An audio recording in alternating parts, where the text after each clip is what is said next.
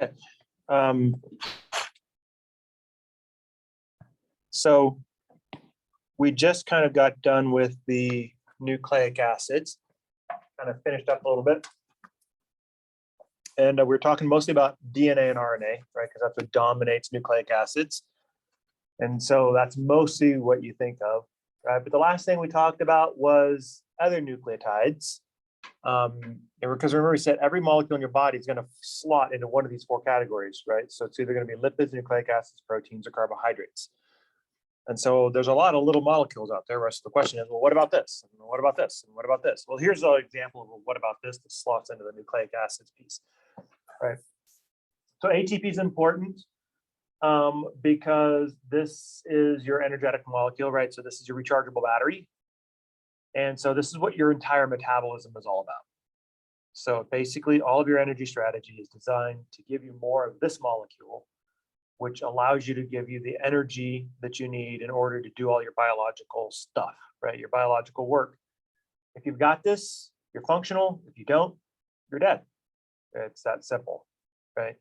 And so this is a really important one. And your energetic currency molecule at its heart is a nucleotide, right? So it's actually a variant of the nucleotides that you use to make DNA with. And the difference is it's an adenine, right? So just like any other adenine that you would have that you would incorporate into DNA, it's got the same sugar situation going on here. And actually in this particular case, you can see that I kind of misspoke just a little bit in the sense I said DNA. That right there would not be accurate for DNA, would it? Because DNA is deoxyribonucleic acid, which means it shouldn't have an OH there at the 2' position. So the fact that this has an OH there at the 2' position means that this is more in spirit to the RNA molecule, the nucleotide for RNA instead of DNA, right? Because it has an oxygen there. So this would be a ribose base because of that OH group at the 2' position. There'd be nothing, there'd be an H there instead of an OH. That would be deoxyribose. So that would be the one that's similar to the nucleotides adenine that goes into DNA. Okay. Now that's a very subtle difference, right? Because you're only varying by that one functional group, hydroxyl to hydrogen. So that's a significant change if you're DNA versus RNA. The other major difference that you see is instead of having just one phosphate group, which is what most nucleotides have, you've got 3 of them, right? Now, if you take a look at this molecule, this is like really, really energetic. So this is the energetic version of the ATP molecule, right? So this is the one that's charged. It's like your battery that's full charge, 100%, right?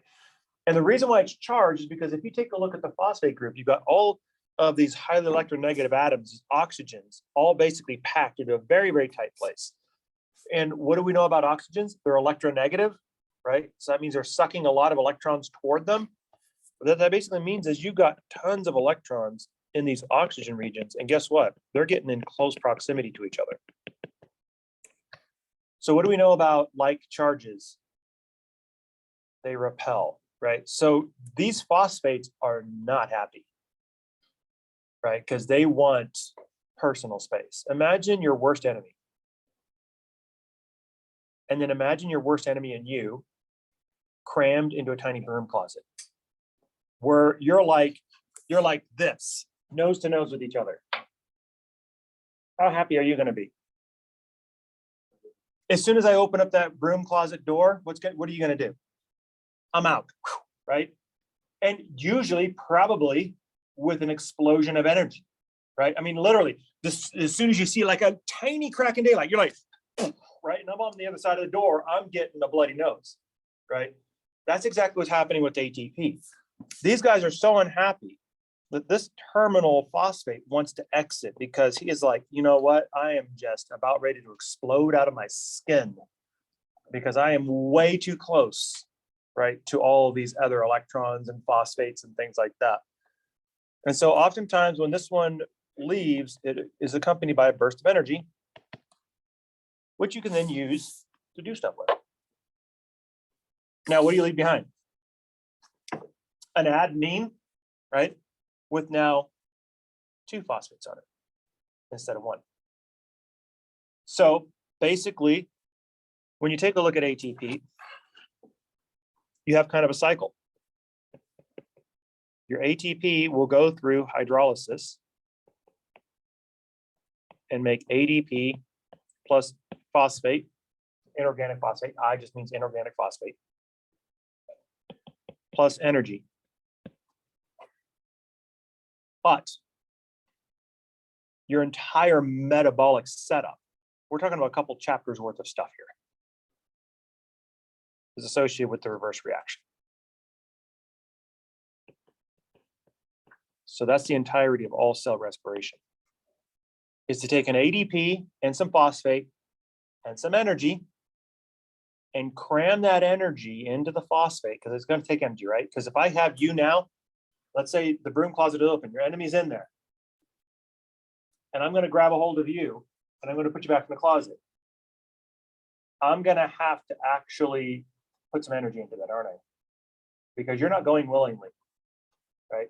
So I take that energy and I put it into you and I create the energetic system. So all of cell respiration is basically geared at building your ATP so that you can hydrolyze it. That's the reason why you do it. This is like a battery. You don't have a cell phone battery in your cell phone just for looks. It's designed to be drained. You load it, you charge it for the purpose of uncharging it, right? The idea is when you drain out the energy from your battery, you're doing something useful with it, like whatever you're doing with your apps or whatever, right? That's the whole point. Not only that, but when your battery gets lower than you like, what do? You re-energize it, you recharge it for the purpose of using it again, right? So it's designed to oscillate back and forth between a charged and uncharged state. Same thing with ATP.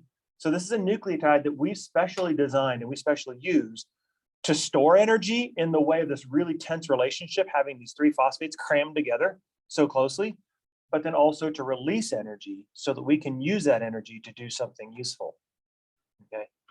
So it's exactly the same thing as your cell phone battery. And then NAD plus and FAD plus are electron carriers that are part of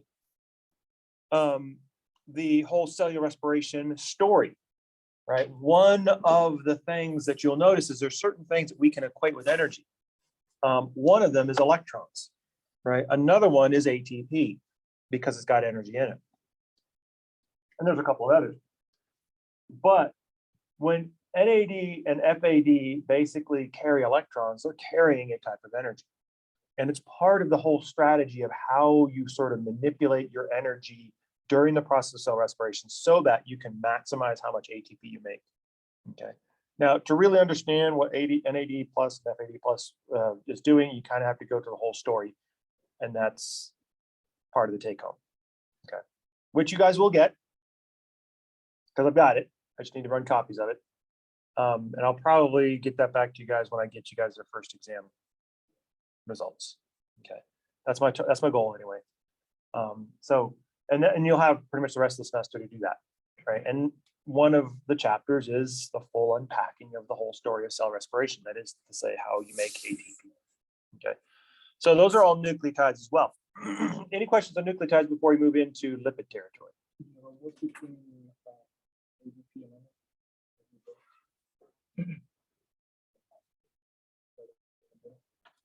Yeah, it's a P sub I. That usually means inorganic phosphate. That's so you basically, that's just the saying that you're losing that phosphate group, that terminal phosphate group. Yep.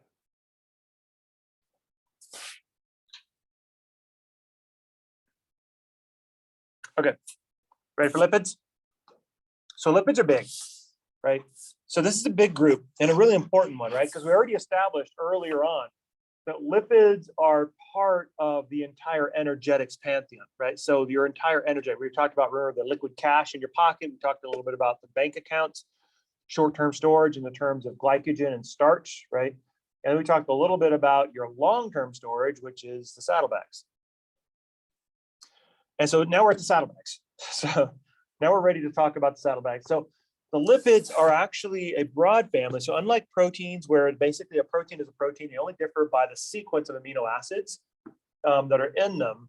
The thing with the lipids is the lipids have a lot of different things going on. So not all lipids are the same, but they do have some commonalities to them. And they're kind of constructed a little bit differently, which is the reason why they kind of put lipids in this book toward the end.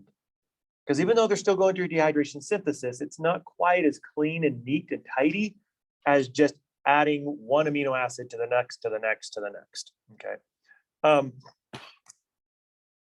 By the way, the one thing before I leave nucleic acids that I want to do a quick review on, just to make sure we're all here together. The names of the bonds. The bond that holds together carbohydrates is called what? There's three types. Not the carbonyl. That's the functional group. Right, there's three different types. We did I did a little insert slide on that one. We did a 1,2, a 1,4, and a 1,6.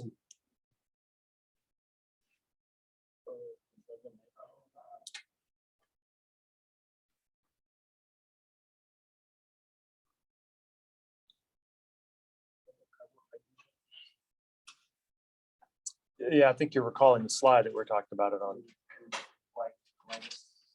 Yes, right, the glycosidic bond, right? There's a 1,2, 1,4, 1,6 glycosidic bonds. The glycosidic bond is the one that holds together the monomers, the monosaccharides, into disaccharides and polysaccharides, right? So that's the name. Now, the name of the bond that holds together two amino acids. That's the peptide, right? And then the name of the bond that holds together nucleotides.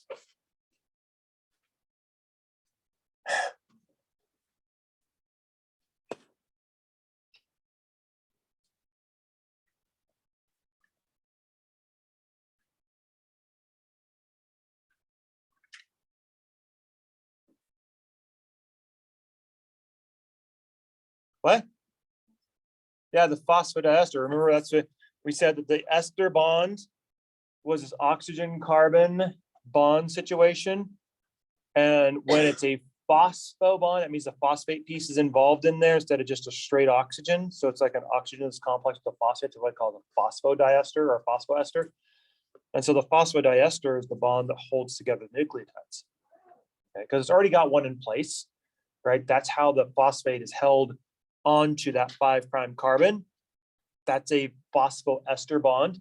And then when you create the other bond that links the two of them together, that's the oxygen associated with that 3' hydroxyl of the other nucleotide, linking to the phosphate group that is then linked to the carbon. That's sort of that carbon, phosphate, and then back to that's the phosphodiester bond, right? That's what that is, that kind of carbon oxygen kind of combination. Okay, so that's the phosphodiester bond. So the last of the three is going to be the bond that holds together the lipids.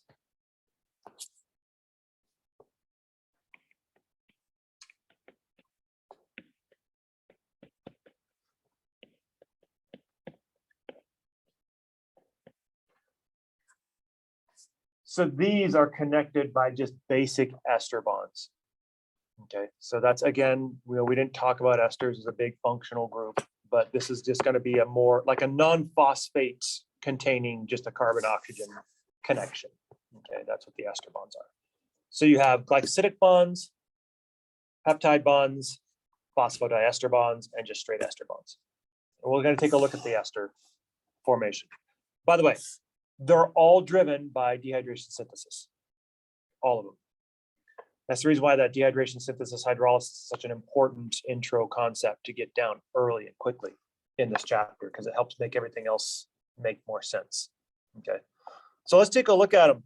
So first of all, we're going to find lipids just about everywhere, right? So, I mean, the entire group of lipids is a pretty big and rangy group, but they're really different, right? So, I mean, you have things that are very distinct and different from each other. So even two lipids can be quite different. And sometimes you don't even recognize them as a lipid because they're so different from each other.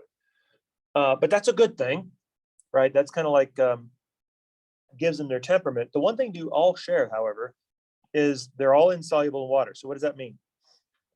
That means they're all nonpolar, right? See, those are all nonpolar molecules, which means they're going to be rich in carbon hydrogen bonds, and they're going to be firmly housed on team hydrophobic. Okay, now what does that mean then for us? Remember, we said that this is one of your four groups. That is to say that some of your molecules in your body that make you, that you need, are going to be categorized in this group. But here's the problem. This group is hydrophobic. But you are mostly made out of what? But wait a minute. These guys are hydrophobic. And you're mostly made out of. Do you see the problem? So how is it that we can get two molecules that are so diametrically opposed to each other, basically working together in the same body? That's like kind of I don't know if you ever read that book. What was it? Something of Rivals. It's referring to George Washington's administration, his original cabinet, a team of rivals is what it was. So the fact that George Washington's his cabinet was not like nice sanitary cabinets that we have today that all play nice and get along together and the president leads them. They were basically rascals. I mean, they were shooting each other, they were killing each other, they were like really at each other's throats.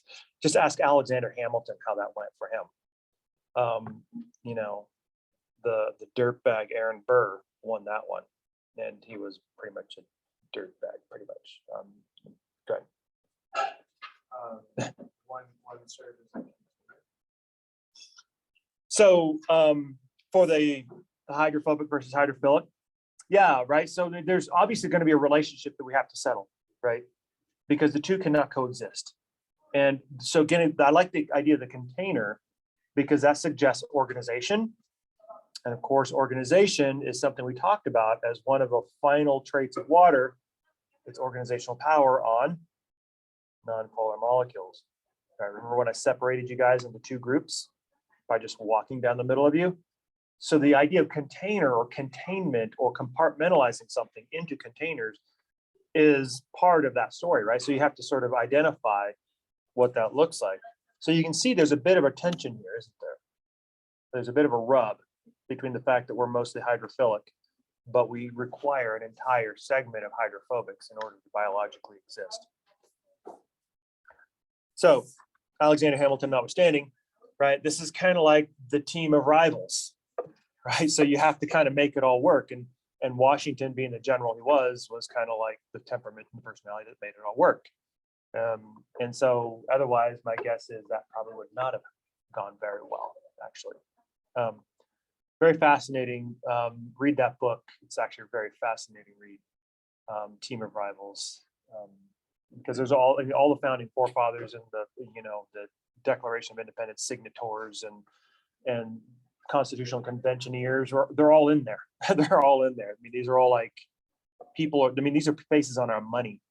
And it was kind of interesting to see just how petty and human and, well, very similar to like the last couple of years, they actually were. So the good old days, right?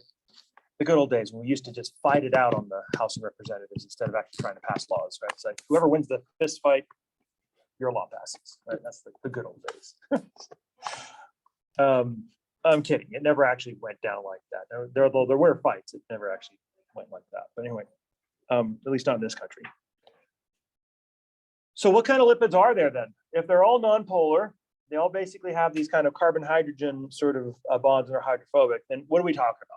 Okay, so we can basically slot lipids into just a couple of major categories. So fats and oils, we tend to sort of lump together. Waxes are a type of lipid. I'm going to add a couple of more.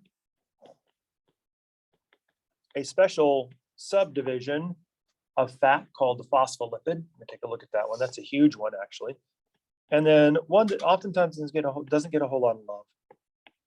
That's the steroids. Okay. And of course, some vitamins are also considered lipids, like lipid soluble vitamins, and oftentimes those are the ones, this is the reason why, by the way, if you take a multivitamin, they oftentimes tell you eat this with food. Why do they say that? Do they say that because they want you to eat well? No, they could care less, right? Well, they maybe care a little bit, but I mean, they are in the healthcare profession. You would think that they would care a little bit, right? But not really. Right. So the reason why they say eat with food is because of some of these lipid soluble vitamins, because it's not going to do you good to take this multivitamin if you don't have some sort of lipid in your system that will help solubilize it and help you absorb it. Right. So that's the reason why they say eat with food, because sometimes you need that food in order to get those vitamins absorbed into your system. Otherwise, it just passes through and you just spend a lot of money on nothing. Right. So it's basically a high price turd. Oh, I thought a steroid was like a hormone, and then hormones are. Not all steroids are hormones, but some hormones are steroids. So there's different kinds of steroids. There's many different kinds of steroids. Okay. From our discussion, now what you're referring to is kind of more of the Joe average on the street definition of a steroid. Yeah. This is actually more of a technical definition of a steroid, and more of a structural. Like what you think when you say. Yes, like prednisone or something like that. So this is more of a structural definition. What you're thinking of is more of like a functional definition of like the most common steroids that we have. Okay. Right. We're going to talk about a couple of different types of steroids. That's usually, I think, toward the end of the lipids discussion. But by the way, it's not to minimize them. They're the ones we talk about the least, but they're probably in some ways the most important. So it's a very, very good example of a little dab will do you. Now, you don't want too much steroid, because if you've ever been on steroids, I mean, it's like alter ego time. It screws around with your with your head. So even though doctors swear it'll have no effect on you, it's like, that's because you obviously never taken one. Everybody that I've ever talked to has ever been on steroids for any long period of time. I mean, sometimes they don't realize it, but you talk to the people that they have to live with, and everybody who has to live with somebody on steroids is like, oh, hell yes, I know exactly what you're talking about. This is pretty much, I'm going on a 3-month-long vacation because I cannot stay here anymore around this person while they're on steroids. So it's like, I'd rather take a 3-month vacation and come back still married than to end up being a homicidal maniac by the end of 3 months, because that's where this is going. But anyway, that's kind of, that's what it's like. I've actually heard that from some people. It's like, okay, that's a little extreme, but okay. So let's start with fats. We're going to do fats and oils first. And these are really, really important for multiple different reasons. Why? Because we've already established some of their importance. Why? Because this is our long-term energy strategy. Yes. This is our 401k. These are our retirement investments, right? This is what saves you during the famine. So these are really, really important. And so you have a couple of different things going on here. So let's take a look, first of all, at the basic molecule of fats, and that's the triglyceride. So the triglyceride, which oftentimes we'll refer to colloquially as the fat molecule. So your fat molecule is your triglyceride. Now, what it's actually composed of is a glycerol. Remember, we saw that one, didn't we? Remember the 3-carbon sugar? That's this. That's the backbone. So it's a glycerol molecule, which is a 3-carbon sugar. And to that is attached 3 fatty acids.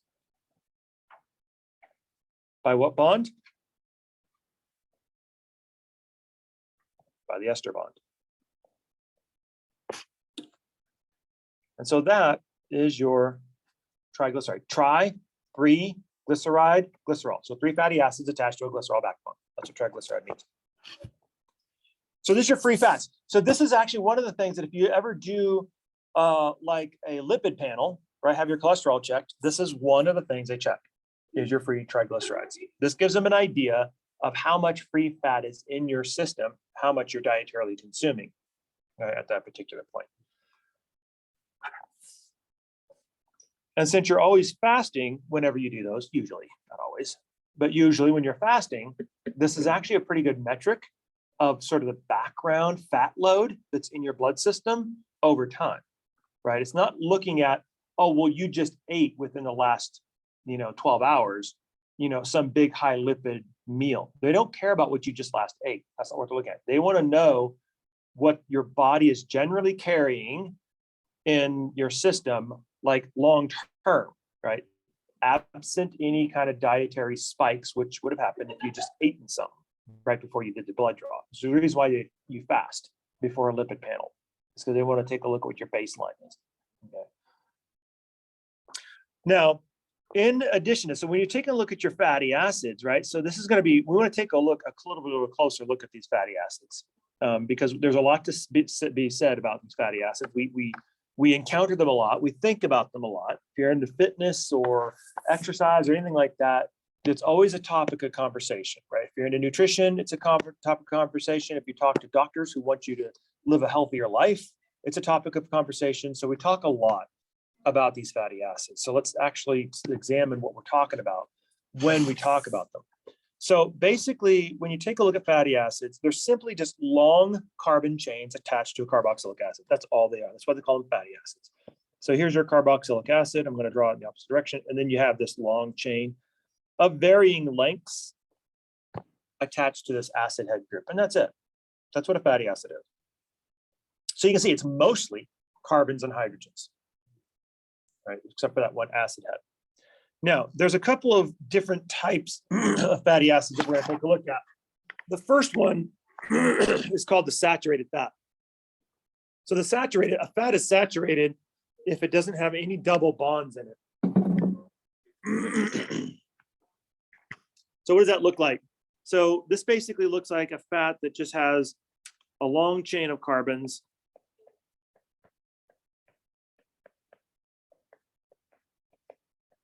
So like this, and everything is all singly bonded.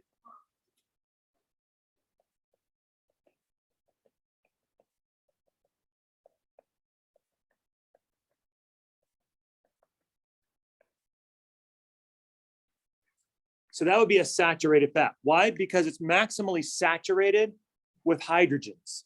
Okay, that's kind of the way I think about it, is it's saturated fully. All the possible open bonds of carbon are full of hydrogens. So it's saturated with hydrogens.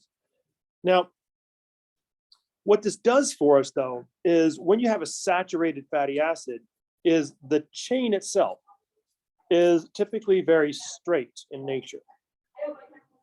And so that's just because, relatively speaking, obviously, if you look at the microstructure, it's kind of got the little zigzag line. But when you kind of zoom out a little bit, it's more of like a straight zigzag. Okay. Now, we're going to compare that to the unsaturated fats. The unsaturated fats typically will have a double bond in there, or two, or three. Okay. So in this particular case, for instance, whenever you have a carbon in there, if you toss a double bond in there, so let's say we do carbon, carbon, carbon, carbon, carbon, and then let's toss a double bond right there. Let's do another one then right there. So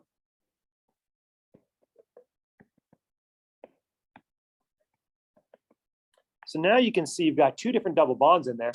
So when you actually introduce a double bond in there, it kind of creates a kink in the tail. So instead of being straight, it kind of has a little bit of a kink like that. That's just if you have one double bond. So it kind of kinks right there where the double bond happens. If you got two double bonds, it does a double kink, kink, kink. Okay. And so the reason for this is just simply the orientation in space and the restriction that the double bond puts on the carbons, right? So it's not as free, if you will, to kind of rotate around its axis when it's doubly bound. It's kind of frozen in place, so it's kind of got more structural inhibitions to it, if you will. And so this would be the unsats. And you can have either mono unsaturated if you have one double bond, or you can be polyunsaturated if you have more than two double bonds typically. And then the last one we have is the trans fat. Now, the trans fat is death itself. That's a little gloomy, right? A little dramatic, but it is true. Trans fats, by the way, are not natural. There's nothing natural about them. As a matter of fact, if you want to take a look at trans fats, and when you look at it like when you look at the lipid section of a nutritional label, they'll have a lot to say in there, won't they?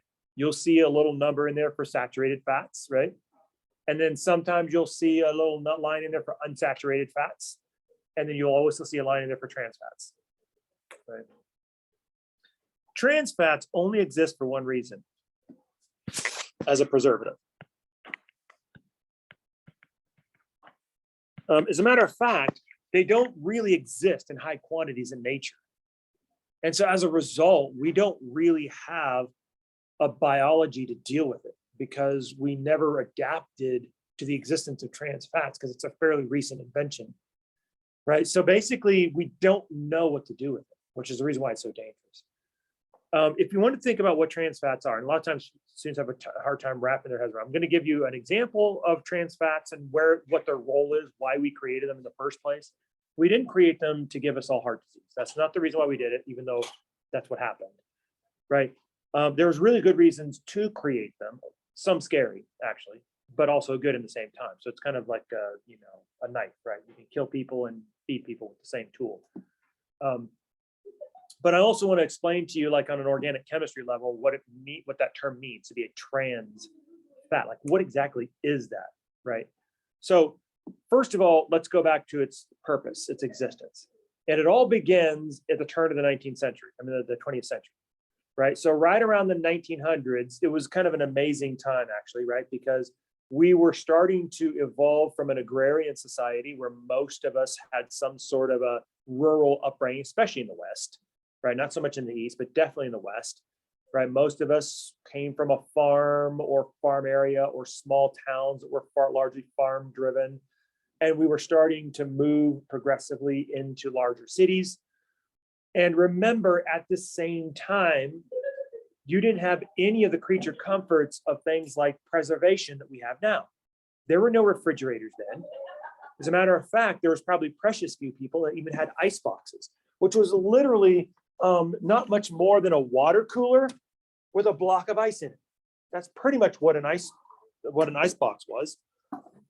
Most of your preservation was pretty hideous, right? There's a reason why most of the mountaineers and the military, they're basically, they always eat salt pork and hardtack, right? What is that?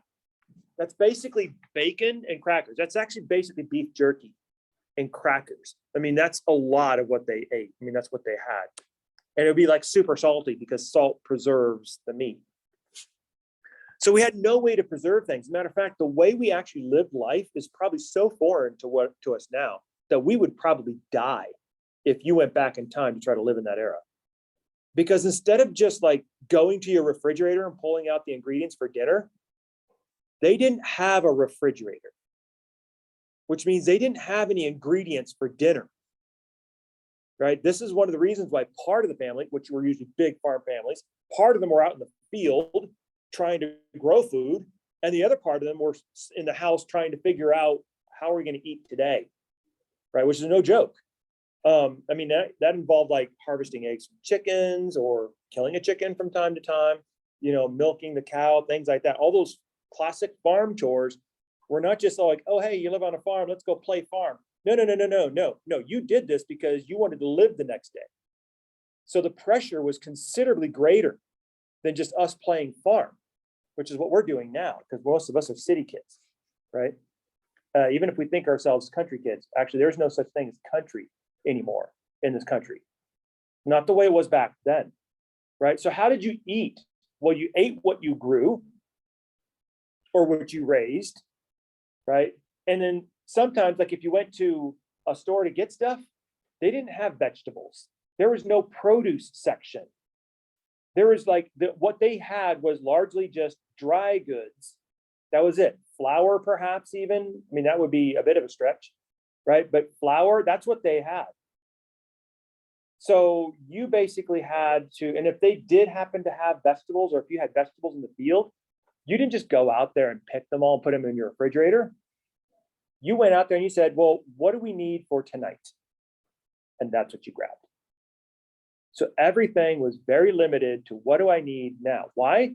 Because if you harvested everything, it would all rot before you had a chance to eat it.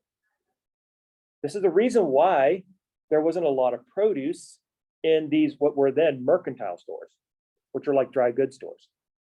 The reason why they didn't have vegetables is not because there weren't vegetables we had. The farmers were growing all sorts of stuff, grains and vegetables and things like that, but they were growing it for themselves.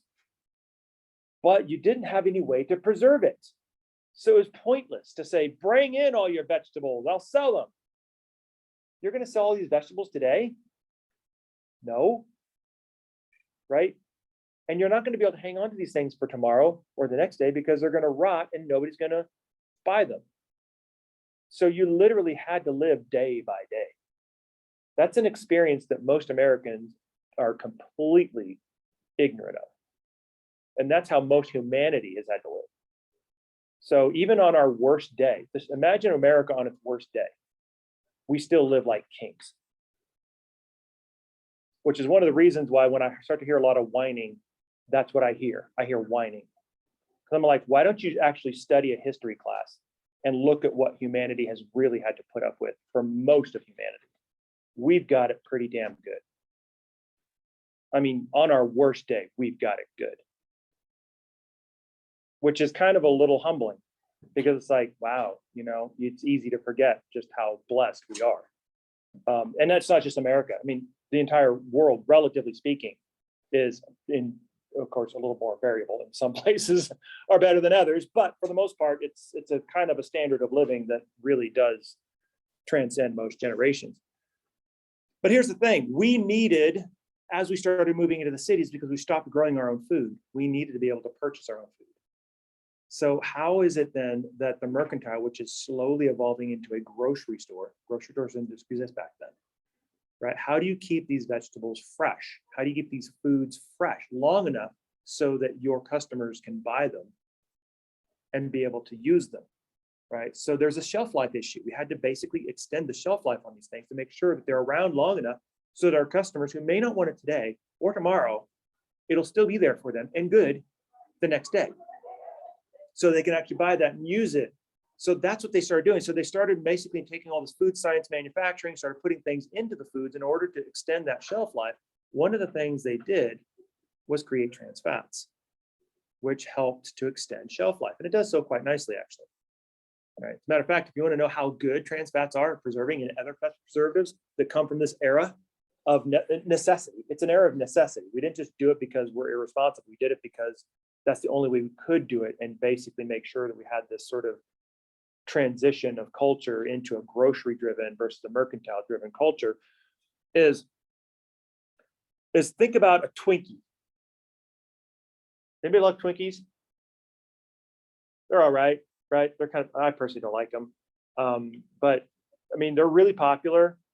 I mean, but think about this. The Twinkie that you buy today will be around in 3,000 years for the archaeologists to eat. You know that's true. Okay, maybe that's a little exaggeration, 3,000 years, but we all know, right? I mean, how many of us have read their articles, the infamous articles of like the Big Mac that's been in the back of somebody's car for like a decade or two, and it looks like you just bought it yesterday, right? Or like the Twinkie that's in the landfill, right? And it looks like brand new, right? It's like got so many preservatives in it. It's like embalmed. It's like a mummy caked, right? But what's causing that? It's all these preservatives in there, right? That's what's keeping that preserved. Think about that. Next time you buy a Twinkie, that's what you're putting in your body. Oh no, but think about it next time you shop for anything. Think about this, right? You may already have some experience with certain things, right? There's certain things that I can cook at home and I'd be like, you know what? I know I can't, this thing doesn't last more than a day or two.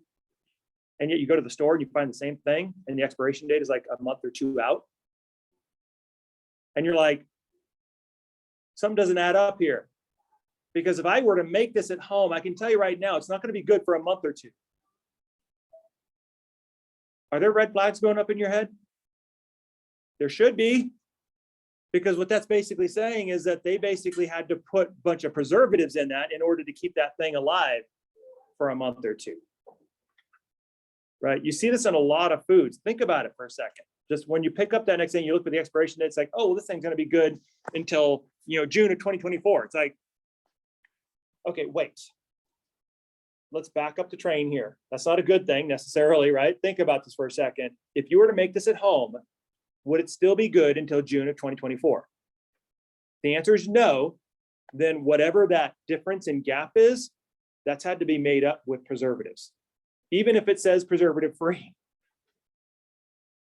And this is one of the ways we do that with trans fats, right? It keeps the oils and the fats and the lipids that are in the Twinkie from getting rancid. But the problem is we don't know what to do with it because trans fats are bad. So let's take a look and see what a trans fat actually is. It's an organic chemistry designation. Let's take a look at a carbon. I'm going to make a carbon double bond. Now, when I make a carbon double bond, it's like making a quarter, right? We established earlier that when you make a quarter, the disc, you're going to make both sides at the same time, right? You have no choice around that one. You're going to make both heads and tails. It doesn't matter what you stamp on it. That's irrelevant. But you're going to make two sides to it. You can't get away from that. You can't make a one-sided quarter. Just not possible. Just like this. This is one of those one-sided quarter moments. When you put in a double bond, you're going to make two different versions, like a heads or a tails, of this double bond. So what are those two versions? Well, one of them is when your carbon chain comes in one side of the double bond and exit on the same side. This is what's called the cis, or the same conformation. So it's just a version of this double bond where it enters and exits on the same side. That's cis. We have enzymes for this. We know what to do with this. This is what we have. This is what we like. This is what's in nature mostly. However, the second you make a double bond in manufacturing, like when you're making trans fats to preserve something, you also make its alternative, which is a situation where your carbon chain comes into the double bond and exits on the opposite side. This is what's referred to as trans, as in transatlantic, cross the Atlantic. This one is not natural. We don't have enzymes for this. And so as a result, it puts a lot of stress and strain on our lipid metabolism and causes a lot of problems for us. So this is kind of what it looks like. So here you can see you've got your saturated fats. You can see your triglyceride. So here's your glycerol backbone there. You can see a nice straight chain of carbons, all singly bound. 1, 2, 3, that's your tri piece. And then you can see your ester bond right there, circling it. That's the ester bond that holds this acid head to the glycerol backbone. So this is your triglyceride. In this case, it's all full of saturated fatty acids. Okay, those are the single bound ones. This one here would be an unsaturated, or a triglyceride with a lot of unsaturated. For instance, you have the same thing. Here's your ester bond connecting your fatty acids to the glycerol backbone. But now you can see you're tossed in a couple of double bonds in there. So here's a double bond there. There's a nice grouping of double bonds there. And so this is creating those kinks in the tail. And so you can see it looks very much like this. So here's your space fill. So you can see how that fatty acid tail kind of poofs out a little bit and kind of takes up more space, kind of gets in the way. Whereas the saturated ones can pack nice and tightly together. Okay.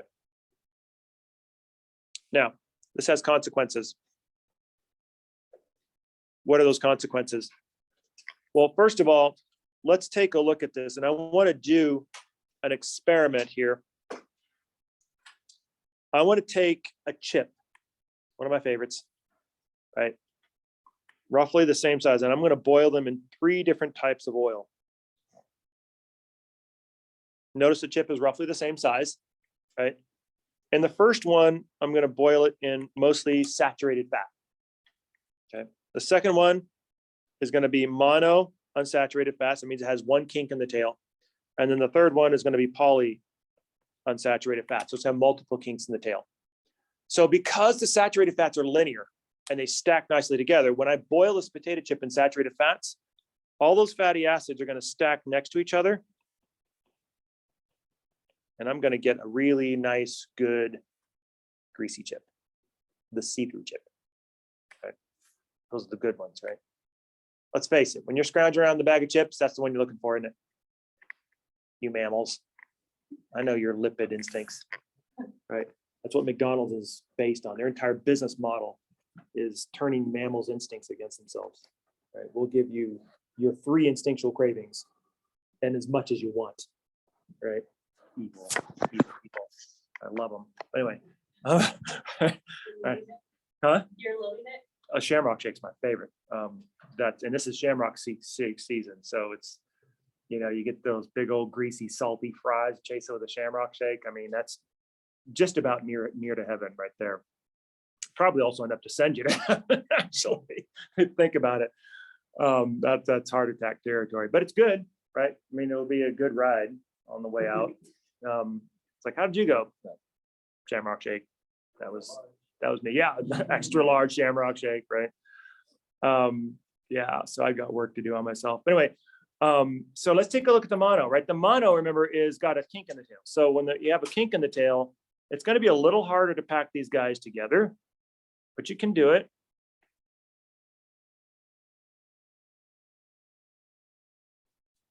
So you can see not quite as many now, right?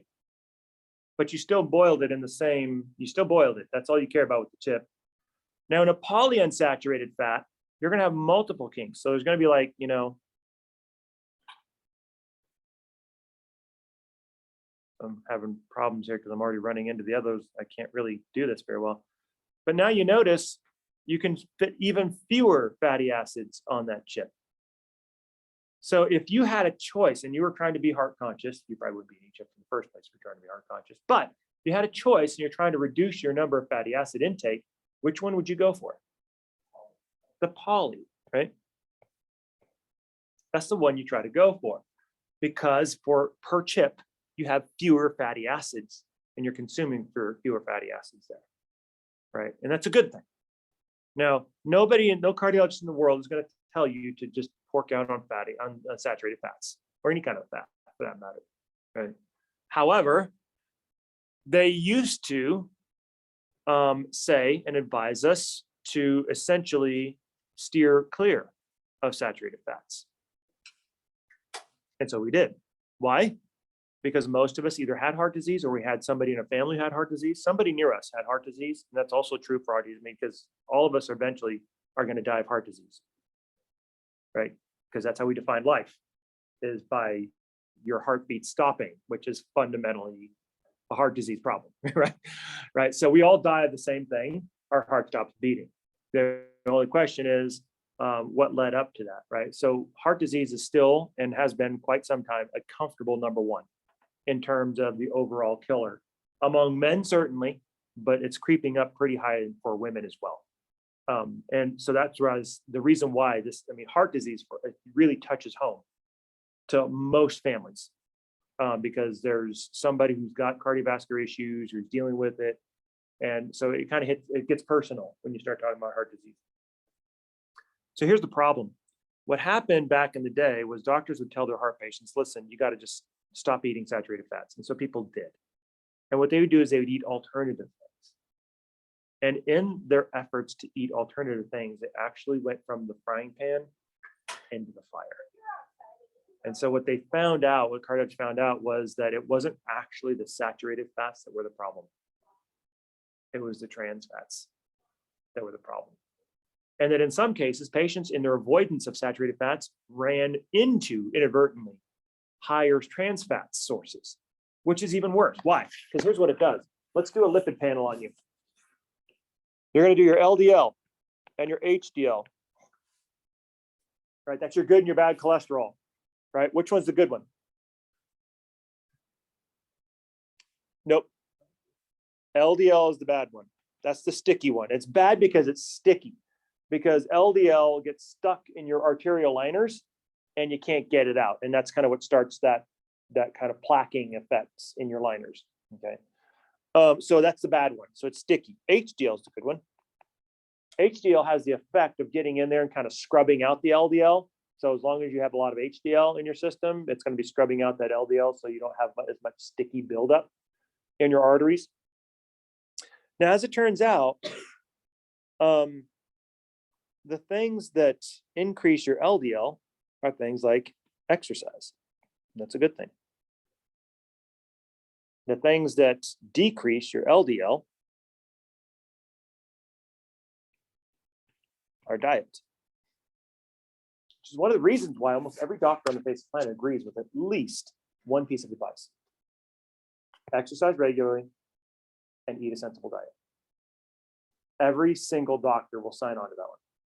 Now, they disagree in what that means, right? So what does your exercise look like? What do we mean by a diet? And then it just starts to spin off the rails. But they all agree that these two are good. Why? Because reducing your diet or eating a healthier diet reduces your LDL load, and exercising increases your good cholesterol, right? So it's good lipid balance. Now, here's the problem. Normally, if you eat saturated fats, it'll increase your LDL. And so if you're eating a lot of saturated fats, then that's not a good thing. So that's the reason why doctor said, listen, just stop eating so many saturated fats, reduce your LDL and exercise, because that'll help boost your good cholesterol, bring down your bad cholesterol, and you'll kind of get into range where we want you to be. But here's where trans fats does. Trans fats doesn't only increase your LDL, the bad cholesterol, it also undercuts the good cholesterol. So it goes after the guy who's trying to save you. So it's like a double whammy. And as a matter of fact, trans fats is an enormous problem. And this is the reason why when the doctor sees, numbers that are a little on the high side, LDL numbers in particular, and you're eating some things that are notorious for trans fats, like just about anything that is probably yummy, like cookies, Oreos, candy. I mean, a lot of that has trans fat in it. And so you just have to cut that out. And that's a huge piece.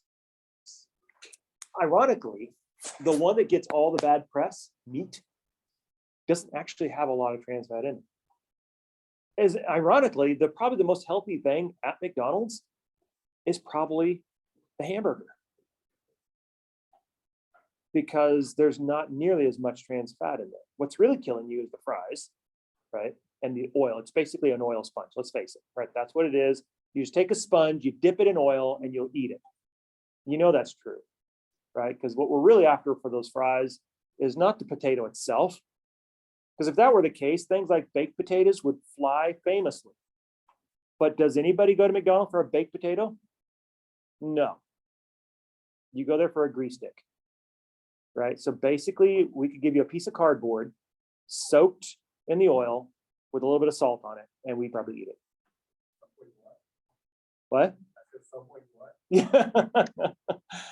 So that's unfortunately, a lot of people probably like, yeah, that's probably true. that's probably true. But that's because what we're craving is not the potato. It's a mammalian craving for the lipids, right?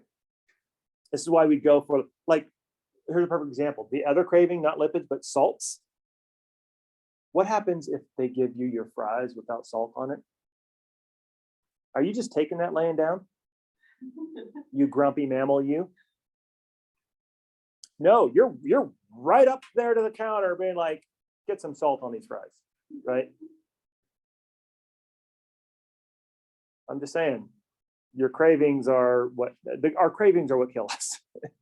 And they're designed to save us, but we're just like any other mammal. We'll eat ourselves to death. Any other mammal will do the same thing. Kelsey, question. I've read before that eating cholesterol, like the more you eat, the lower your levels are. So when you eat cholesterol, you need cholesterol, right?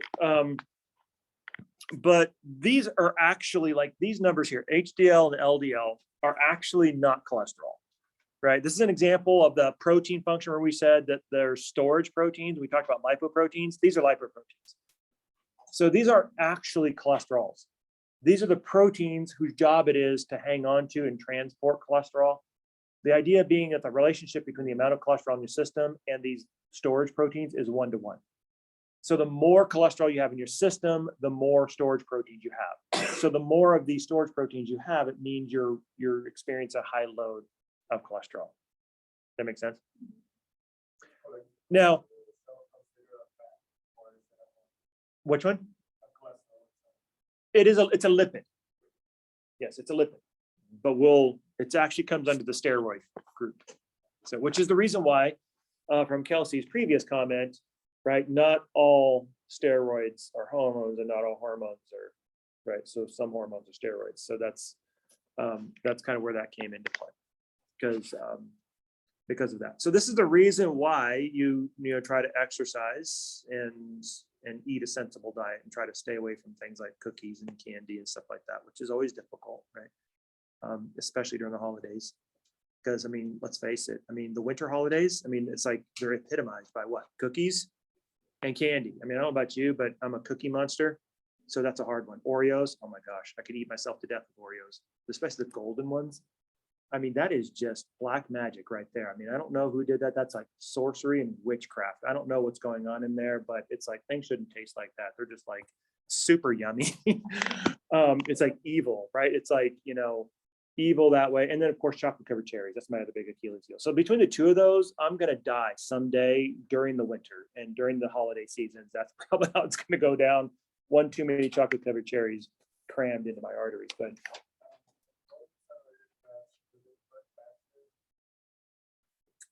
no, not necessarily. You have less of them. So the reason why the cardiologists would basically say, stay away from saturated fats is because you're eating more of them. But it's because of this effect, right? Because the idea is if you're eating a chip that's been processed in saturated fats, you're eating more fatty acids per chip. And that's increasing your fatty acid load, right? Whereas if you go for things that have a lot of unsaturated fats and polyunsaturated fats, it means for each particular item, you're consuming fewer fatty acids because they just crowd each other out, which is the reason why doctors suggest if you see an item and it has mono and unsaturated fats on it, that's the preference. Okay. But the preference now is, if you have to eat saturated fats, eat it. It's better eating saturated fats than eating trans fats, right? Because you can deal with saturated fats. Just get on the treadmill, get active, work out, get that HDL going, right? But if you're eating trans fats, like Oreos and most processed goodies like that, then you're talking about, I mean, it's a double whammy. Get on the treadmill all you want, but you're fighting an uphill battle. That's the reason why doctors shifted their advice to be like, okay, we're going to back off of saturated fats for a little bit, as long as you stay totally away from trans fats, because you might as well date, decon instead of, which is rat poison basically, right? So you might as well eat rat poison if you're going to be consuming trans fats on a regular basis, right?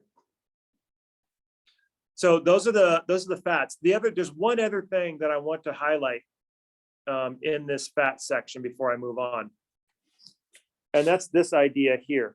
For saturated fats, these guys because they pack together tightly, they tend to have a higher melting point. So what does that mean? Well, let me do this experiment. I want you guys to go get me a saturated fat. Leave the room, go bring it back. What are you coming back with? Lard, right? And where do we get lard from? Animals, right? It's an animal origin. Some of you, like bacon grease, like back in the old days, like some of our, like when I was a little kid, we had some dairy farmers and they kind of raised pigs and all sorts of stuff. And they would have like the bacon. But then, of course, you never threw the grease out, did you? Back in those days, not that I was alive back in the 19th century, right? But I mean, back in those days, if you had bacon and you raised pig, you didn't throw that grease away, did you? Because you can't just run to the store and get canola oil for cooking, right? So what did you do? You kept that grease in a little coffee can. I remember seeing this. It was disgusting. It was cool and disgusting. Yeah, right. And you get this big old thing, and it's like a block, right? It's like a solid block of bacon grease in there. And that's what you used, right? Instead of oil. And so when you're baking the green beans you got from the garden, you're baking it in bacon grease. You know, that's why everything tasted like bacon back in those days. Not a bad thing necessarily if you like a bacon lover. But you know, that's kind of what you did. But that was animal origin. That was at room temperature. What did it look like? It's a solid, right?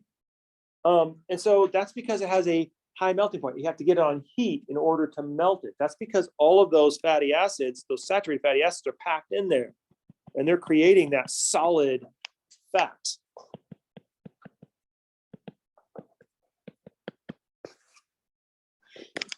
Now, if you take a look at an unsaturated fat, in this particular case, unsaturated fats tend to have a low melting point. So if I told you to go out there and get me an unsaturated fat, what'd you come back with? Huh? Nope.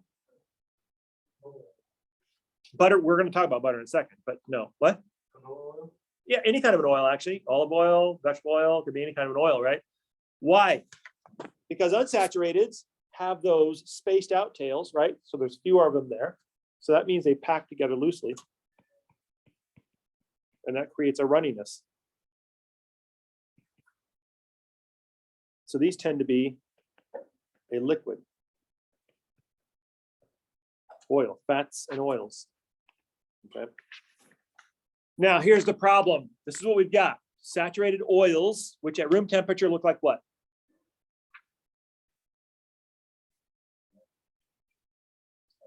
Not a trick question, right? I'm blind again. Describe to me what olive oil looks like at room temperature. Yeah, right. So kind of like water, a little more viscous, right? But it's a liquid, gas, or solid. Clearly a liquid, right? Now, here's the problem. What I want to do, I can see now.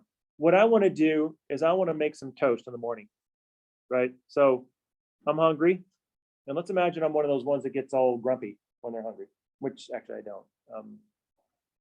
Sleepy, yes. I'm a grumpy sleeper, or like a sleep depriver, so, but not hungry.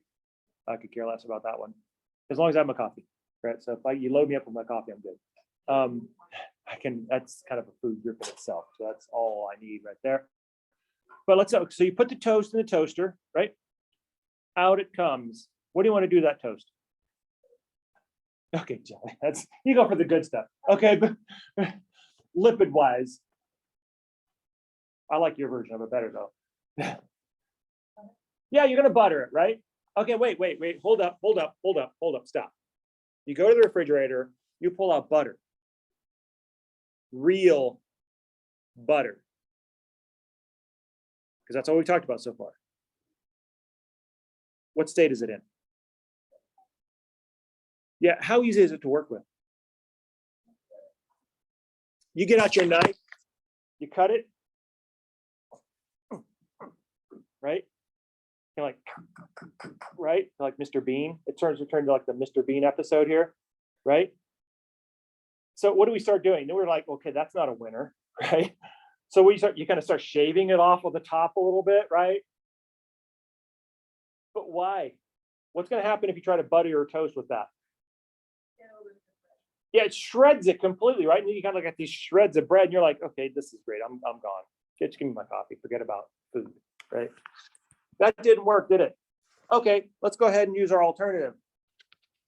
How about oil? You take a look at the oil, and you're like, well, hey, this is not so hard. But how's the oil going to spread on there? Is that going to work out? By the way, no cheating, you Romans. No pouring the oil in a cup and doing the whole Roman dip cup thing. Nope, that's cheating. You got to use a knife. Spread it. We're spreading, not dipping. I know where some of you guys were going with that. They're like, yeah, just pour it in a cup and just kind of dip. No, that's cheating. No dipping. How's that going to spread? Is it going to spread okay? Why?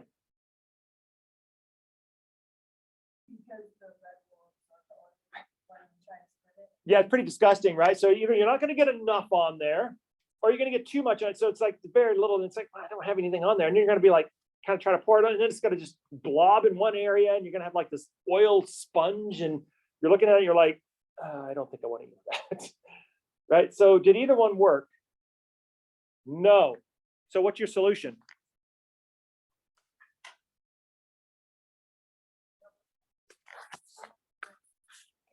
Oh, but the bread is already warm, right? Because it just came out of the toaster. It's not warm enough.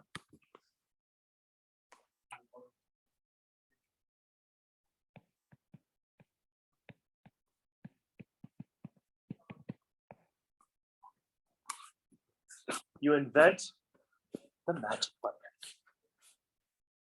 the margarine, right? Most of what we think of as butter is actually margarine. It's a man-made lipid that effectively splits the difference between the two. Think about it. Here's what we need to do. Saturated fats, melting point is too high, right? In order to get that butter to melt on the toast, we're gonna have to get that toast flaming hot. That's not functional, okay? Unsaturated fats, the melting point is too low. In order to get that to spread, we're going to stick it in the refrigerator and let it harden up a little bit in order to, now that's not really all that functional either, right? You're kind of like just managing dysfunction at that particular point. Here's what you want. You want a lipid that has a melting point, right? Now notice what we're doing is we're looking at melting point. We're trying to find something with the perfect melting point. There's a melting point so that when you put it in the refrigerator, it sets up solid like butter, right? But when you take it out, it is soft enough and it will basically soften up or melt enough so that when it hits the bread, the temperature of the toast, it'll hit a melting point that's just right.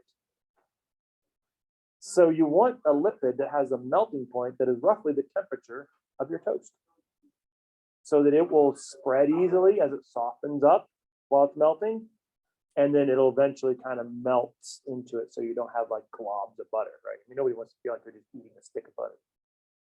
Now, maybe some of you guys are butter lovers. There are people out there who love butter. I've never been one of those. Right, so you do what I call the margarine effect. And this is going somewhere because we're going to actually unpack this and apply this same concept. This isn't just sort of for kicks and grins. This isn't just one of those, you know, random Grandpa Simpson moments where we're just sort of tootling away on the side while the rest of the world passes us by. We're actually setting something up so that we can utilize it later. So this is very intentional. The margarine effect is basically striking a perfect melting temperature.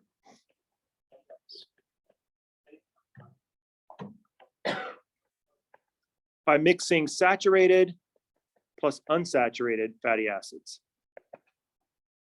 Think about it. Your lard, your butter, is too saturated. You want to bring that melting temperature down. So what do?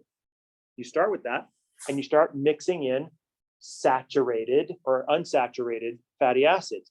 Start kind of breaking up that hard pack, right? The more those unsaturated tails you bring in, the lower you're going to drop that melting temperature. If you continue to add those unsaturated kinked tails in there and start spacing out those saturated fats in there, then eventually you're going to get your melting point down to essentially the temperature of toast out of a toaster. But in the refrigerator, it'll still set up nice and hard. So it'll look like and behave like butter, but like a softer version of it. Why? Because you've kind of modulated the melting temperature by mixing and matching saturated with unsaturated fatty acids. The more unsaturated you have, the lower your melting temperature, the softer it is, and the more oily or runny the consistency. The more saturated fatty acid you mix in there, the more like butter it's going to be. It's going to set up a little harder, and it's going to behave a little bit more like butter, right? And so the entire margarine pantheon is just basically different variations or different ratios of mixing your saturated and your unsaturated so that you kind of get these alternative melting temperatures. For like some people, what they really want is like a spread. We can buy margarines in a lot of different ways, right? So we can buy the tubs that are spread. Those are designed to be spreadable on toast. That's why they're spreads, right? So they're going to be leaning more toward the lower melting point range so that you can spread that easily on toast and it'll melt quickly. But some margarines, they sell in sticks. Generally speaking, you buy those for the purposes of baking as a substitute for butter, but those tend to be a little harder, right? They tend to be a little bit more solid. Why? Because in those, the ratio of saturated versus unsaturated is a little more on the saturated side. So it kind of moves a little more solid at room temperature, so you can cook with it and kind of bake with it and stuff like that. So you can treat it like a butter stick instead of like a spread, right? Especially like those ones that are like pre-measured, where you're supposed to just kind of cut it and pat it. They have to harden those up a little bit with saturated fatty acids in there so that you can actually do that. You can't do that with a spread. A spread won't set up hard enough for you to like cut like that. It just kind of blobs all over like toothpaste all over the place, right? And so you can see different consistencies of margarine depending on what your application is. But the idea, notice I called it the margarine effect, not margarine, but margarine effect. Because what happens is, what we're going to learn later in chapter 5, is that when you are building your membrane on these guys right here, phospholipids, which have a very, very striking similarity to your fatty acid, your triglyceride, then the idea is, depending on how you want to build your membrane in terms of how the consistency of it, do you want it to be solid or runny or somewhere in between? This is going to require you to build those fatty acid components of your phospholipid with either saturated for more hard consistency of the membrane versus a little runnier if you have more unsaturated fatty acids in your membrane. So the entire concept of building your membrane strategically rests on this basic concept of how to manipulate your melting point between your two dominant types of fatty acids, your unsats and your sats. See, I told you it was going somewhere. Right. To the next slide, please. Right. So the idea then is, well, what about these phospholipids? These are really huge. We're actually going to talk more about phospholipids when we get into the next chapter. We talk not next 4, but in 5. In 5, we're going to talk about that because that's the chapter of membranes and membraneology. So we're going to talk a lot about these guys. I'm going to intro them now, and then we'll touch bases on them again when we get to chapter 5 to kind of refresh your memory. So it's not such a cold start when we get to chapter 5. You'll have a little bit of like, oh yeah, I remember that kind of moment, hopefully. But basically, a phospholipid is related to triglyceride in the sense that it's built on the same backbone, glycerol. And then instead of 3 fatty acids, you only have 2. And remember, these fatty acid tails can be either sats or unsats, depending on the consistency of the membrane you want to achieve. Now, what about that third carbon? What is that attached to? So here we have our glycerol backbone. We're going to have 2 fatty acid tails attached to 2 of these carbons. But what about this third one? Well, this third one is going to have attached to it a polar phosphate head, which is different than what triglycerides have. They don't have anything there. They have another fatty acid there. Now, let's think about this one for a second. You've got a polar head attached to a molecule that is also attached to 2 nonpolar tails, fatty acids. Think about this for a second. How happy do you think this molecule is? Remember the relationship between hydrophobics and hydrophilics? How happy do you think this molecule is? Yeah, it wants to rip apart at the seams, doesn't it? It's like half of its psyche literally wants to destroy the other half. That is not healthy, right? That is what we call mental fracture, right? Most human beings don't get to that place, right? Where half of you wants to kill the other half. That's pretty extreme, but that's kind of what we're talking about, right? So here you can see the structure of it, both cartoon and kind of space fill. So here you can see your glycerol backbone with your 2 fatty acids. So these are non-polar fatty acid tails. And your polar phosphate head, which actually has a choline group on it, which is also polar, but it's kind of attached to a phosphate. So this whole thing is polar. So this is going to be your polar phosphate head and your non-polar tails. And this is typically how I draw the phospholipid. Okay. So here's the thing, right? First of all, let's just imagine what this molecule does for us. And this is important because it's going to set up a lot of structure. This kind of gets honestly to and kind of connects from that discussion that we had, remember, with the organizational power of water, the power of water to organize nonpolar molecules just by being present. This has a similarity to it, right? Because think about it for a second. You've got a polar phosphate head covalently attached to nonpolar tails. I mean, right? I mean, you are literally evil and good all encapsulated in the same skull. That is very, very unsettling, right? So this molecule, you would imagine, is doomed to be unhappy. Because it doesn't matter where you are, right? If you're in water, your tails are screaming. If you're in a nonpolar, like if you're in oil, your phosphate head is screaming. It's just like having ultimate evil and ultimate good in the same person. It's like whether you surround yourself with evil, your good is screaming. You surround yourself with good, your evil is screaming. So there is no like peace in this situation. So I draw that and sort of remind you of that, to remind you that what this creates in us, in this molecule, is, whoops, tension. That's kind of an understatement, isn't it? I mean, when you have a molecule that literally wants to fly apart at the seams, yeah, that's tension. That's not an understatement. When you have a molecule that literally wants to kill itself, and the other half of it wants to kill itself, but the only reason why you don't die is because the two halves are against each other. So wait a minute, if I killed me, then the other half of me would be unhappy. So there's no way to make yourself happy, because when half of you killed the other half wouldn't be happy. So it's like it's a lose-lose situation. So there's no way that you can annihilate yourself. So you're stuck in this sort of eternal abyss of desperation and just psychotic fracture between ultimate hate and ultimate love between each other, right? So that obviously creates a lot of tension, but all tension requires what?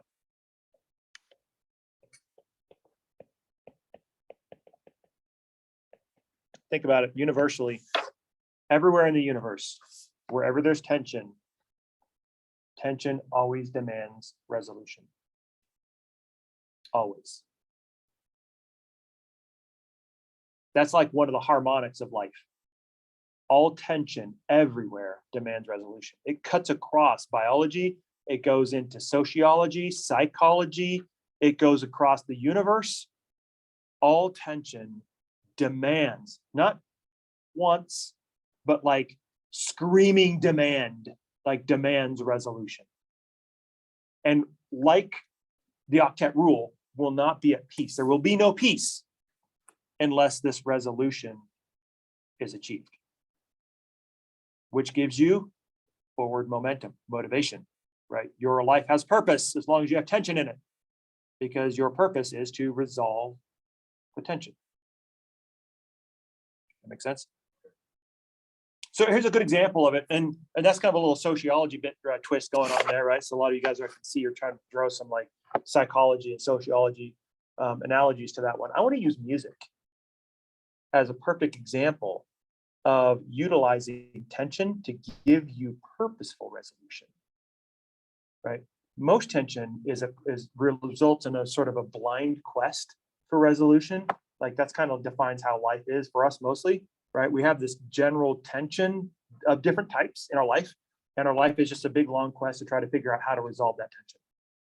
And it's a kind of a stumbling in the dark. That's kind of what life is. You just sort of bumble around in the dark, trying to figure out what the resolution is for all these tensions that you feel just in you being you and alive on this planet, right? That's sort of just a living experience, just what it's like to be alive, right? But no, what I want to use is music because it's more intentional. It's very intentional that way. And I want to use a specific type of music. I want to go not to just pop music because that's too simple and not very interesting. But I want to go to classical music, and I want to go into a particular era of classical music. I want to go to the classical era and Mozart in particular. Because there was one thing that I did at UC Davis, which was kind of like one of those grudging classes where it's like, oh gosh, I guess I got to take this sort of soft, fluffy class in order to satisfy my general ed. We all do that. That's part of being in college, by the way. We did it too. But my fluffy class was a Mozart class. because I like Mozart anyway. So I'd be like, well, this is gonna be interesting, right? So I listened to a musicologist teach about Mozart, and she was like a German musicologist, so she was like all about Mozart. That was like her thing. That was like her research. She did research on Mozart, and that's her shtick. So it's kind of fun to listen about Mozart from a Mozartophile. But the way she taught the class, it wasn't just like, oh, isn't this really nice? Let's just listen to Einstein-like music and then and just enjoy. It's like, oh, yes, this is nice. We're all happy. Listen to Mozart. No. She was a musicologist, which means that she basically played something, stopped, and then she broke it all down. And she said, this is what Mozart is doing. And then so you learned a lot of actual music theory in the class, and a lot of musicology. So what you learned very quickly is that in classical music, unlike most pop music, is nothing was accidental in classical music. It wasn't like Mozart was just skipping down the pathway, whistling some random tune that came to his head and he wrote it down. That's what we do now. That's what 21st century songwriting is. It's pretty insipid, actually. And it's pretty, vacuous. But what Mozart actually did is it was like formulaic. That's why it was so fascinating to a science nerd, because it's like she laid it out and said, listen, this is a thing. There's like a formula to this. Like when you talked about his symphony, the different movements had a formulaic way about them. And like in the first one, it was called the sonata form. And then there was like a piece in the beginning of his first movement where he would have two competing melodies, basically the tonic and the dominant, and they would kind of interweave and they would skip different melodies. So he'd like introduce maybe 2, 3, maybe 4 different melody lines in there. And then they would move and they'd do key shifts from a tonic key to a dominant key. And they kind of go back and forth, and they kind of bounce off of each other. And then it would kind of go into sort of like a development phase, and then sort of like the tail end sort of coda phase. So the development phase was when Mozart introduced the themes, the major themes, and then he kind of played around with them. So this is the area where the composers showed their artistry and how to play around with stuff. And then they kind of did the wrap up, right, which is kind of like the coda region, where they kind of recapitulate what they had originally covered, and then they kind of tied it all nicely, and it was all very formulaic. But in some of the music, like she would stop it and she would say, well, here's what's happening. When Mozart is taking this melody and interweaving it and counteracting it with these, like they're fighting, like they're two bull elk going at it, these two different themes, Mozart is actually intentionally creating a sense of tension in the listener. As you listen to it, emotionally, you can feel the tension between the two themes as he's interweaving them together, as he's kind of setting them up in conflict to each other. And not only that, but they're kind of like constantly in conflict with it. And when he gets to the development, he expands on that idea. So you have these two warring ideas going through the development, creating more and more and more tension, until ultimately he gets to the end of the development where he basically wraps it all up and resolves it. And then it turns into this resolution, because all the entire time he's been stringing you along, and your ear has intuitively, I mean, most of the people in the audience were not music people, but everybody agreed, like, yeah, this is how I feel. Mozart knew that because intuitively he's stringing you along. So by the time you get to the crescendo, the climax, you're just like emotionally inside, you're kind of like, okay, this is getting too tense here. I want some resolution here. And then Mozart was great at this. That's what the classical era did, because they really let you off the hook. Then they'd wrap it all off. The good guys would win, the bad guys would lose, everything would be great, and then he would wrap it all up. And then you would hear that musically in the way that he interwove these two ideas. So instead of clashing, then at the end, he would weave them together perfectly. And that would be the resolution of the tension that you were feeling. And then we look back on that, we'd be like, oh, that feels good. Let's listen to it again. Isn't it called a cadence? And again, cadence is rhythm. So cadence is actually a sense of rhythm, Yeah. but that also creates mood, right? Like if you syncopate stuff, it creates kind of a jostling, jarring sort of a mood. And as a matter of fact, if you look at the way Mozart wrote, you can actually tell what he was going for. Like for instance, if he wanted to create a tension, like a mood, like a melancholy, somber sort of a thing, a contemplative sort of a piece, he would write it in a minor key, because those have dark, smoky tones to it that tend to get you sort of very like, kind of, yeah, a little somber, and you're sort of focused on it. So a lot of the sort of the sad pieces that we think about that are very famous are really written in minor keys. Very bright keys, like the one that's associated with kings, like orations and coronations and celebrations, are written in C major. And the major keys tend to be very bright and leading. And so they have a not so much of a tension as much as a triumphant feel to them, or a very sort of upbeat feel to them. And so depending on how the composer wrote and what keys they wrote them in, they create and set the stage for the tension that they were later going to develop. But it was all very intentional. So Mozart didn't actually string you along because he just lucked into it. You can see if you study one symphony after another, and it's got 41 of them. He gets better at it, actually. He was pretty good at it in the beginning when he was young, but he's becomes a master. Almost, I mean, he becomes on par with Beethoven in terms of what he was in 41. Matter of fact, he was probably better than Beethoven in a lot of ways, because he was kind of he was shaking off classical and bringing in elements of romanticism. Matter of fact, the Mozart people always like to say, if Mozart had lived, Beethoven probably wouldn't be a thing. Because that's exactly where Mozart was going. You could hear that in his later music. He was getting very cloudy, very moody, the way Beethoven was.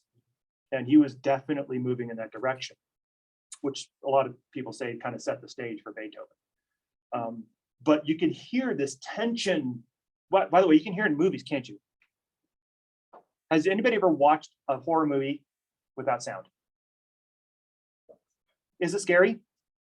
Not at all. Not at all. Have you ever heard the horror movie music without the movie? Is it scary? Yeah, you know what it's about, right? But it's like, whoa, that kind of makes me scared. Why?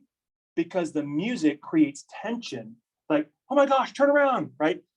Right? It creates tension. And then, of course, the resolution in the horror movie, because you kill a person, right? That's the resolution. But, right, it builds up that tension. You see the same thing in movie music. Tension, resolution. Right. This is one of the reasons why, and this is the reason why I use classical music, not because I love Mozart, but because unlike pop music, most of the classical music things, like Mozart's ditties in particular, is probably some of the most recognized music on the face of the planet in human history. That's not by accident. Right? Mozart didn't just luck into these themes that we still recognize today. Even Joe Average would be like, oh yeah, I've heard that somewhere. That, yeah, you have, because universally, across generations, across cultures, everybody recognizes, yeah, that one right there, that is an amazing piece of music. Why? Because it has all these amazing threads of craftsmanship and musicality and tension and resolution woven into them, right? And that's why I mean, tension across the board demands resolution. Mozart writing tension into his music for the purpose of resolution, which gives you your like little narcotic hit of like, oh yeah, that feels good. That's a good story, right? I'm going to go back and listen to it again and again and again and again. And every time you listen to it, guess what? He makes money. Well, he doesn't anymore. He's dead. He was poor when he died. But anyway, right? I mean, still, that's the way it works now. We write a great song, you listen to it, boom, right? We make a lot of money. And so there's very few songs that everybody agrees with is a classic, but they do exist. By the way, there's even pop songs that are that way. I mean, there's some slam dunk. Nobody argues, yeah, this one's a lifelong, this one's going to be around for 100 years, right? But they all have the same thing. If you crack them open and dissect them musically, they all have the same things in common. So what is our biological resolution? It's this. So remember, you're going to put these phospholipids into water. What's the problem with that?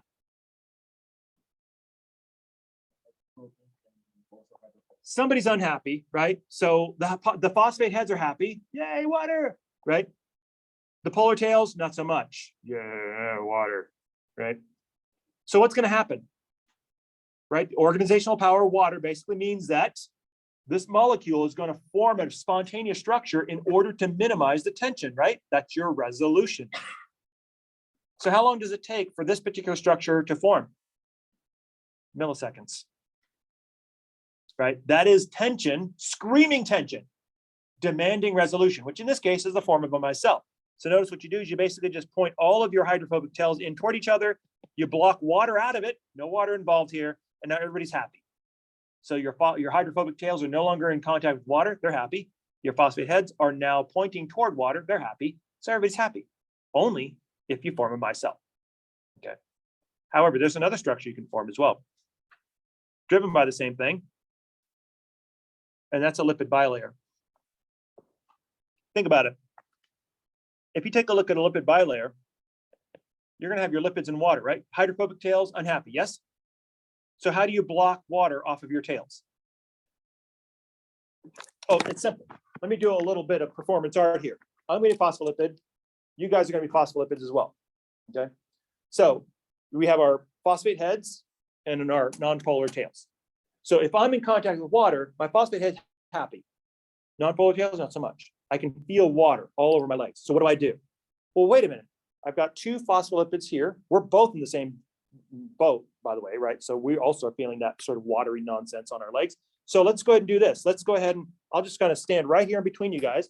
So your nonpolar tail will block water away from mine, right? And yours will block water from mine. So my legs are feeling good now. And then you can line up there. So yours will be blocked by him and yours will be blocked by her. So we're feeling happy, right? But no, not yet. Why? Because I can still feel water on my toes. So can you. So can you. So now what do? Okay, we turn Kelsey around and she goes foot to foot, right? And so your feet will block hers. So now my legs are blocking you, her feet are blocking your feet, and then your other leg is being blocked by her. So now you're happy, right? Because you are surrounded. So here's you. Right there. So now you are completely surrounded. You're not touching water at all now. Why? Because Kelsey's blocking your feet. That was the last thing you had that was touching your feet. And now Kelsey's blocking it, right? And so you do the same thing over there and you keep doing this, right? You keep basically lining these guys up like this. Keep going.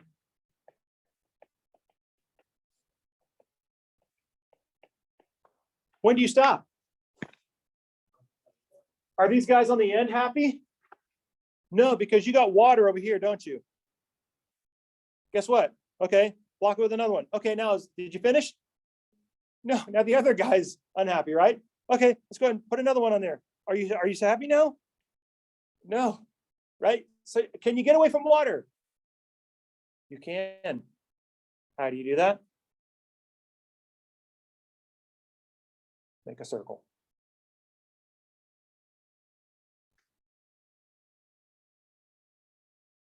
And these are little phosphate, your little hydrophobic tails in there.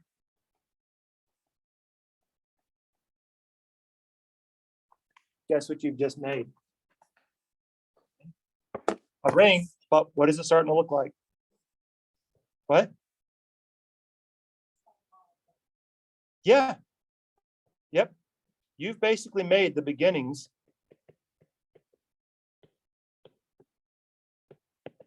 of a cell membrane. That's a pretty big deal, yeah? How fast did it make, how long did it take to make that? Like that. Did you have to pay a lot of money to get that? Came for free. Spontaneous. That's a big, huge step, right? That's because of the organizational power of water, forcing that to happen. So that's a big, big deal, right? Because your membrane, that's the beginning of a cell. And then from here on out, it's all about how to figure out all the rest of the stuff that goes in there. So that's a huge leap, right? Score one for evolutionary modeling. Just one thing that made our life a little easier, right? Now I've got a bunch of other hard things to figure out, but at least there's one off of our list, right? We'll take it. So that's kind of the important thing. So that's kind of where we start in chapter 5 when we start talking about membranes. So what we'll do is we'll finish up, and this is I don't want to shortchange this one because we're already kind of at it. Well, actually, we got a couple of minutes, don't we? We do indeed. Let's take it. Okay. So this is our last one, right? So waxes kind of go without saying, right? Everybody's encountered a wax. You know, it's greasy, it's lipidy. So that basically is a wax. You actually see waxes in nature. Like beeswax, for instance, is a waxy material. There's also a coating on some fruits in plants that are waxy, like a waxy cuticle on succulents, like cactus, for instance, have kind of a waxy skin. So those waxes oftentimes are good for like water barriers. They keep you from dehydrating. That's what you have with succulents, right? Now, steroids. This is kind of getting to the steroid idea. So steroids and steroid-like molecules, we have like things like terpenes, what citronella, for instance, is a type of lipid. So you can see you largely have a chain with the big old double bond in there. This is kind of a minor thing. What I want you to focus on is this guy down here. This is an image of cholesterol. And so the thing that typifies steroids is this 4-fused ring. All steroids will have that ring. Now, from cholesterol, you also get testosterone and also estrogen. What do those do? They run your hormone system? Yeah, these are basically the hormones responsible for sexual dimorphism in humans. So this is essentially what creates and what develops our secondary sex characteristics. Testosterone masculinizes tissue and estrogen feminizes tissue. As a matter of fact, one of the first steps to gender transition is well, first of all, you live like the other gender, right, for a while. But then once you start getting the next step after that is hormone treatment. So you can basically take a male, for instance, can take a flood of estrogen and feminize all of their tissues. You literally can turn a man into a woman with just hormones alone. That's how potent these hormones are. And they are all steroids. They're actually derivations of cholesterol. The reason why cholesterol is important, and we demonize cholesterol a lot, but cholesterol, you cannot live without cholesterol because cholesterol is the foundation steroid that leads to steroids like testosterone and estrogen, which have titanic consequences to them, okay? So these are really, really important critical molecules. Very, they're not structural, they're very physiological. So they got a lot of functionality to them. That's what their role is functionality. And they tend to be very potent in nature as well. By the way, you mentioned taking a steroid, like a prednisone or something like that. Yeah. If you ever want to know whether or not a medication your doctor prescribes you is a steroid, don't ask your doctor because they don't always know. And I know that unfortunately from firsthand experience. All you need to do is get usually with a new prescription, they'll have like a little packet of information with it. And in that is going to be by requirement, a structure. They'll actually have the structure of the medication itself. All you do is look at that structure. If you see this 4-fused ring, it's a steroid. There's no way around it. If you see that 4-fused ring, it's a steroid. Doesn't matter what the doctor says, doesn't matter what they call it. If it's got that 4-fused ring, it's a steroid. And it'll behave like a steroid. Okay. Because that's what I always do, right? Because a lot of times doctors are like, well, it does, and, it's not a steroid or it won't do this, that, or anything. I'll be like, just give me the packet information. I'll look it up. I'm like, yeah, it's a steroid. And then you can make your decision as to whether or not you want to fill the prescription or do whatever it is. If you don't want to whack yourself out in the head for the better part of a few weeks or whatever, however long you're taking it, then, that's a different decision. But you at least know for sure and certain that it's a steroid and it has potential steroid-like behaviors to it. Question? Yeah. Cholesterol ends on OL and it has Yeah, it's got this little hydroxyl group out there. and it's not an alcohol. No, it's not technically an alcohol. It's kind of one of so cholesterol, the name of cholesterol came is a separate derivation from like methanol or ethanol. So it's kind of a different creature. So, okay, then we will start next time with chapter 4. Onward.